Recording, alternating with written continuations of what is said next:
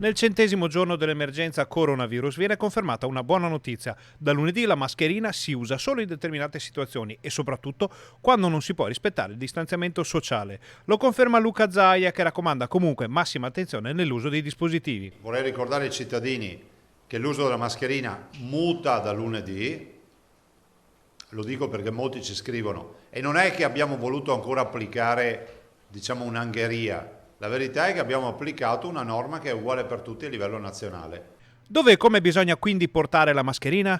Ecco la risposta del presidente Zaia. La mascherina la portiamo, perdonatemi, voi lo sapete meglio di me, ma molti cittadini ci chiedono spesso, la portiamo da lunedì nei luoghi chiusi, vado a fare la spesa, vado in farmacia, a fare in un ambulatorio, vado in qualche luogo chiuso, oppure nei luoghi nei quali non riesco a garantire il distanziamento sociale, che so, la coda davanti al supermercato, la coda davanti all'ufficio postale.